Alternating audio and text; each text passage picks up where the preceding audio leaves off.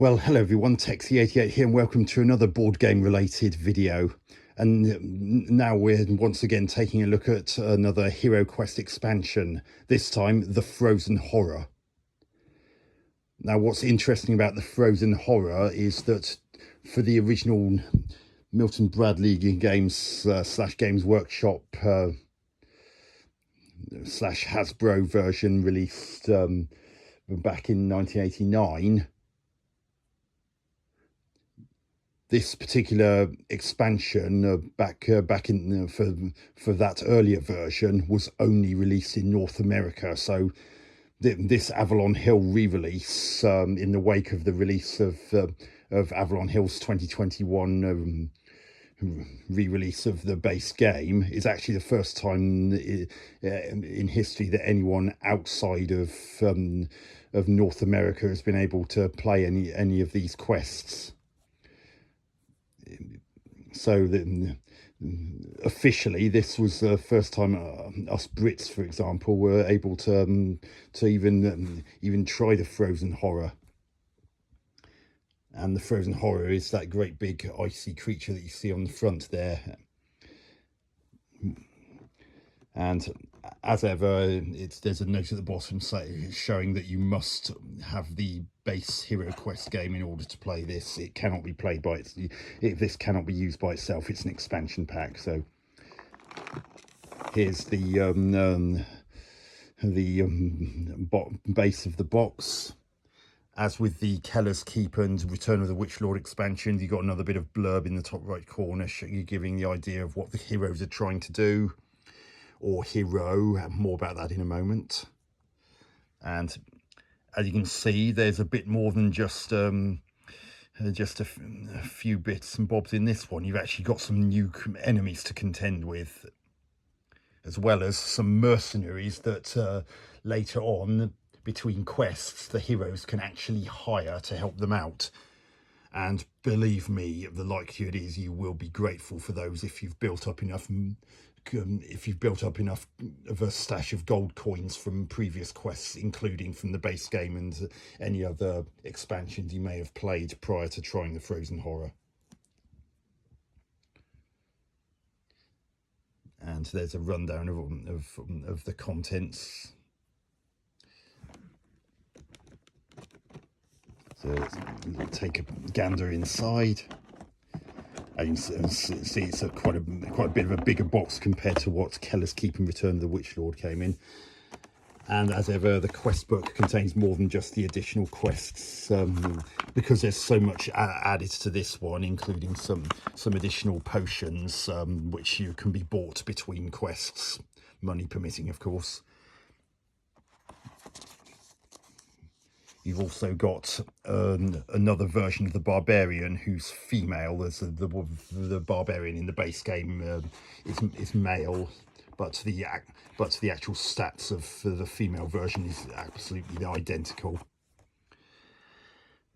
And as with Keller's Keep and Return of the Witch Lord, you've actually got the iron door and the wooden door, which whenever they're used are entry and exit doors respectively, just as in those. The only difference is they've got this this icy colour and icy sheen to them because of the frozen aspect of this whole thing. You've got a whole bunch of additional tiles to things like slippery ice that you might fall on, which can stop you in your tracks if you're unlucky.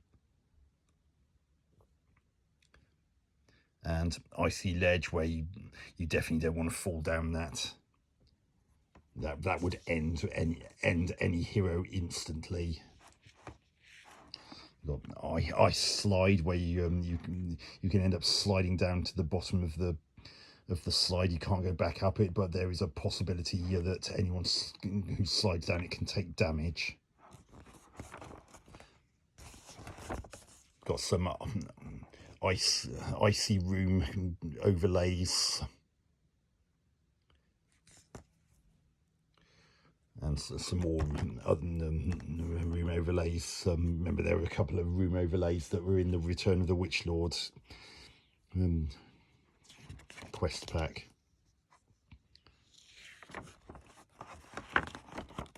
and some more things about this, including some new traps that are in this, such as axe traps and even a wandering monster trap. And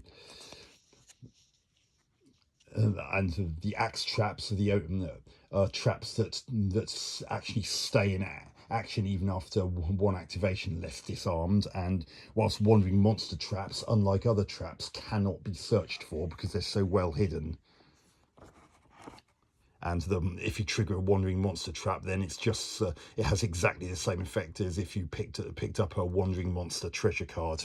For anyone who's familiar with HeroQuest, as I expect most, if not all, people watching this video will know exactly what that's all about.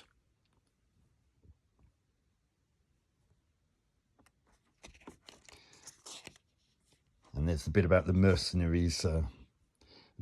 There are four different types, although the mercenaries can also double as enemies in certain quests. That's not really a spoiler.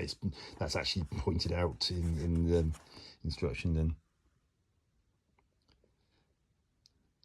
And there's a quest map guide for whoever's controlling the evil Zargon, and the usual message from Mentor that's read out prior to the quest's beginning.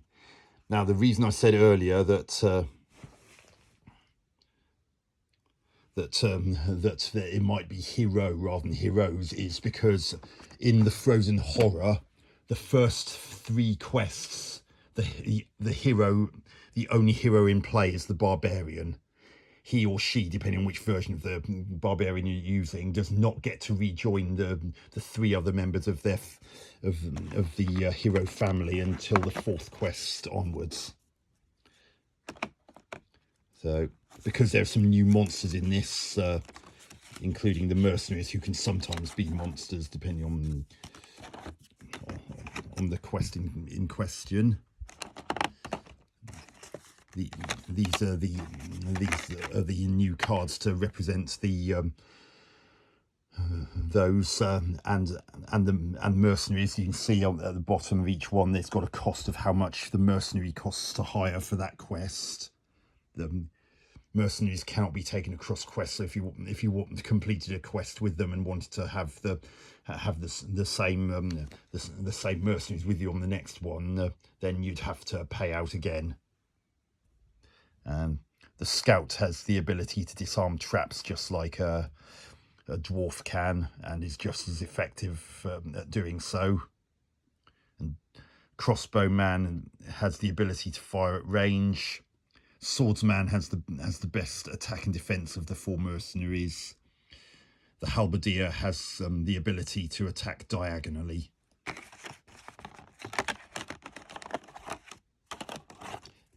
And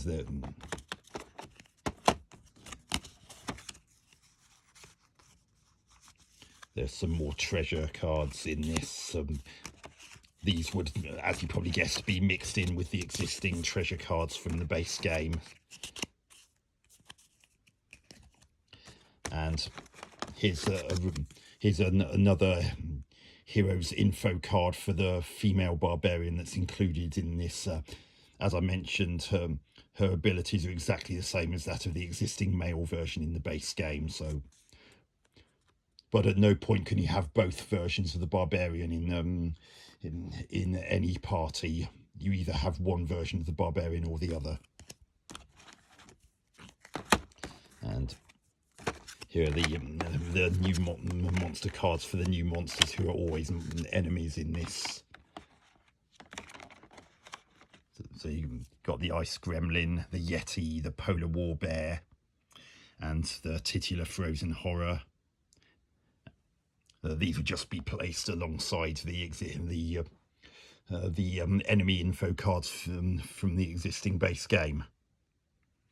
Now, the reason the polar warbear has attack dice 4/4 is that he can attack 2 different heroes in one turn, or can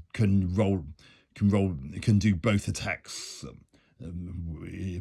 Both attacks against a single hero. So quite a devastating blow that the polar warbear can dish out, especially in the opening 3 quests where the barbarian will not be accompanied by anyone else. Some additional dread spells. These would have been chaos. No, those would have been chaos spells in the additional version, but because Games Workshop were not involved this time, something that I touched upon in my overview of the base game, they couldn't, Avalon Hill couldn't get permission to use the term chaos, so it just became dread. And some more equipment cards that can, and artifact cards that can be mixed in with their equivalents in the base game. And here are the models for those mercenaries. There's the halberdiers, so you got 3 of them, 3 crossbowmen, 3 swordsmen, and the 3 scouts. You can see a tissue frozen horror, and you get a new set of dice matching the frozen theme of the expansion. And this actually covers up a second section, something which didn't happen in the previous 2 expansions. Given the whole pad of character sheets, this time with blue text on them, again reflecting the cold theme of this. There's the iron door and wooden door mentioned earlier, ice gremlins, polar warbears, the 2 yetis, and the frozen horror.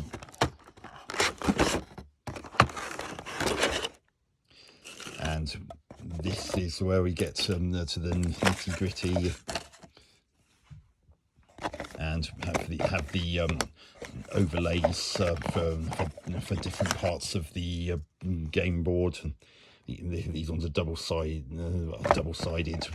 It'll be clear which, from whoever's playing as Zargon, which side of the card ever needs to be used. There's an icy river. Now that can greatly slow down heroes, but not enemies, and they risk taking damage if they loiter in it for too long. And another room. This is a key token that is unique to one of the quests, and because of the additional, because of the additional enemies, they've even been kind enough to provide some additional skull tokens. To increase the ability to accurately keep track of how much damage the enemies have done, because without those you would have very quickly run out of the skull tokens in the base game to try and record how many hit points a particular enemy had taken. You didn't need quite so many in the base game, but you definitely will need those in this. And there are some ice tunnels which work a bit like the trapdoors that were mentioned in the Keller's Keep expansion. You can go from one part of the map instantly to the other end of the tunnel. The only difference is in these ones, again, because of the cold theme, there's a risk of damage as you go through the tunnel. So that all in all is the Frozen Horror expansion. And while it's great to see some new stuff in it, if I were to have any particular complaint about the Frozen Horror, the biggest problem I have is it's brutally tough, especially during the opening 3 quests in which the barbarian is unaccompanied. And the polar warbear in particular, with the double 4 dice attack. A lot of them will be considered to be, as many people would say today, OP'd, overpowered, and I would have to agree that the potential to instantly wipe out even a barbarian with their 8 health points. Bear in mind, it only takes 4 unchallenged skulls on the dice to halve that instantly. You can see how unfair some of the aspects of this game can truly be, especially when you've got to worry about the coldness potentially causing harm just because of the coldness, and rather than for any particular enemy that may or may not be in the vicinity.